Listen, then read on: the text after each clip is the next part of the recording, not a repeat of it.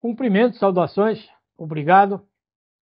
Tem sido excelente a posição dos companheiros ali do outro lado da tela, dando o like, e a divulgação aumentou. Muito obrigado. O tema é democracia e capitalismo. Eu tenho aqui, mais uma vez, a Constituição da República nas mãos. Primeiro nós vamos definir o que é a democracia. A democracia é um sistema político cujo poder emana do povo e este é exercido por seus representantes. Então, a democracia é isso. Eu tenho um país, tenho um povo, e esse exerce o seu poder através dos seus representantes. O povo elege livremente os seus representantes e esses, em representando esse povo, conduzem os destinos da nação.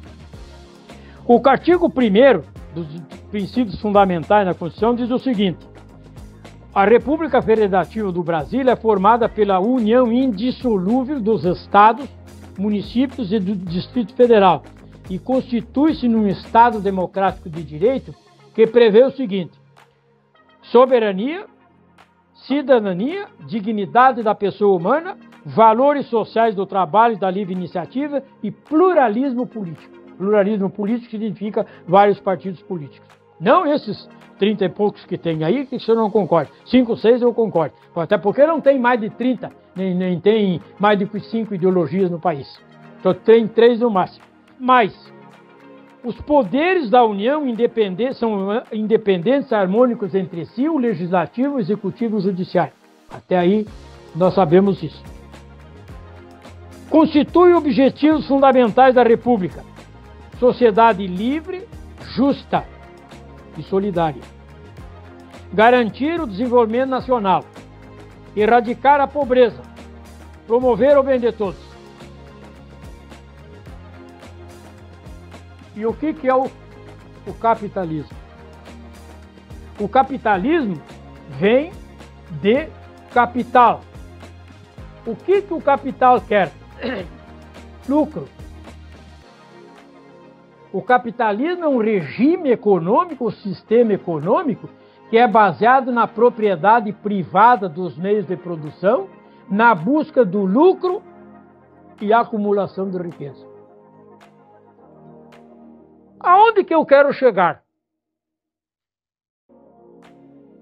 A evolução do capitalismo, que deixou de lado o capitalismo de produção, ou seja, o dinheiro investido nos meios de produção para gerar riqueza e renda. Por exemplo, uma fazenda. Eu invisto o capital numa fazenda de gado, por exemplo. Eu crio gado para vender a carne. Até para o exterior, inclusive. Vender de carne para o exterior. Grande renda para o Brasil. As famosas commodities de grãos é assim que funciona. Esse investimento no capitalismo, no sistema econômico chamado capitalismo, ele usa o dinheiro para os meios de produção, que é isso aí. Eu comprei uma casa, investi para o meu bem-estar. O outro fulano comprou uma moto, para ele, com essa moto ele se dirigia ao trabalho. Ele investiu ali, porque ele comprou uma moto, essa moto foi fabricada por uma fábrica e gerou renda para essa fábrica, e essa fábrica teve que contratar funcionário para fazer essa mercadoria, colocar essa moto à disposição. Assim é. Todavia, os últimos anos, segundo especialistas em economia financeira, chegaram à conclusão que o capitalismo não é mais o capitalismo de produção. É o capitalismo de renda, que nós chamamos de rentismo. É o capitalismo que gera trilhões de dólares, mas põe trilhões de dólares nisso, num tipo de investimento que nós chamamos mercado financeiro, que não gera produção, gera papel, gera compromissos fictícios, que subsiste enquanto subsistir a credibilidade de governos. Agora mesmo, acaba de cair o Império Americano. Por quê? Porque ele perdeu credibilidade. Ele transformou o país dele, lá os Estados Unidos da América do Norte, só em país não mais em capitalismo de produção, mas em capitalismo de mercado financeiro, que não gera produção. E isso é nítido na fala dos empresários norte-americanos, das empresas americanas, dos políticos americanos. Mas, meu Deus, o que nós fizemos do capitalismo aqui no nosso país? As nossas empresas estão indo para o exterior? Nós não estamos mais produzindo o que produzíamos antes? As empresas saem daqui para produzir lá fora e gerar investimentos lá fora, produção lá fora. E nós ficamos aqui só aprendendo tudo que se pode aprender com base na credibilidade do governo, aprender as coisas que dizem respeito a mercado financeiro, a bolsa de valores, a movimentação de papel, a bônus, a títulos de dívida pública, só isso. Então, quando um país passa por essa transformação financeira e econômica, nesse tipo de sistema capitalista que evoluiu para um capitalismo selvagem, perverso, por isso que a gente diz perverso, que só lida com papel e coisas de ficção, de nuvem em ferramenta tecnológica, esse tipo de capitalismo gera seguramente desconforto para as práticas democráticas. Por isso que no nosso país há uma diferença agora brutal entre o comportamento do legislativo e a elite brasileira, que é siderada, que é ficcionada nesse tipo de capital selvagem, que abandonou as práticas democráticas e acaba, através do Congresso Nacional, ou pelo menos tenta acabar com a unidade e harmonia dos três poderes. Porque o Congresso Nacional, por várias vezes, assume comportamento de poder executivo. Porque lá no Congresso Nacional, ele é gerido e lá estão as mais puras representações políticas do poder econômico. E esses são rentistas. Esses definitivamente pertencem a Big Techs. E isso, um país novo como o nosso, ainda democrático como o nosso, pode não sobreviver a esse embate entre as instituições da República, o Congresso e o Poder Executivo.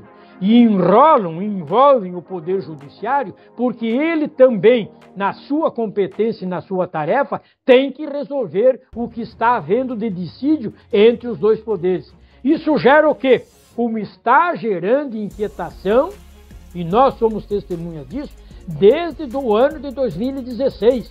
O Brasil não sai de uma discussão eterna sobre a dicotomia dos governos, sai um, entra outro, é a mesma coisa, porque o modelo econômico é o mesmo. As pessoas são as mesmas, porque rezam da mesma cartilha. Eles não querem discutir, por exemplo, uma outra filosofia que eu defendo, que é a filosofia do trabalhismo, como um modelo econômico, para nós sairmos desse espectro brutal e perverso, que é esse tipo de capitalismo, que está manchando a reputação do Estado Democrático de Direito e infligindo à sociedade nacional perigosamente para o abismo de um colapso institucional.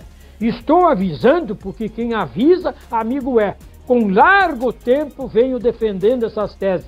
Se nós permanecermos no nosso país entre a democracia que ainda temos e esse tipo de capitalismo perverso, nós estamos sendo seduzidos por um tipo de movimento perigoso que pode acontecer a partir do Congresso Nacional e das denominadas forças ocultas, que no meu modo de ver é a mídia, não tem nada de oculta, e dos bancos, que pode estar elaborando um plano de contaminar definitivamente a democracia e jogarmos nós numa ditadura. Antes tempo se dizia isso e acabou em ditadura. Mais ou menos parecido. De repente amanheceu o dia 31 para o 1º de abril de 1964 e foi imposta uma ditadura de 21 anos no nosso país. Aí sim, as gerações daquela época viram o que é namorar com um pensamento despótico e perverso e permanecer nesse demoníaco capitalismo que corrompe todas as nossas entranhas. Fiquemos por aqui. Obrigado.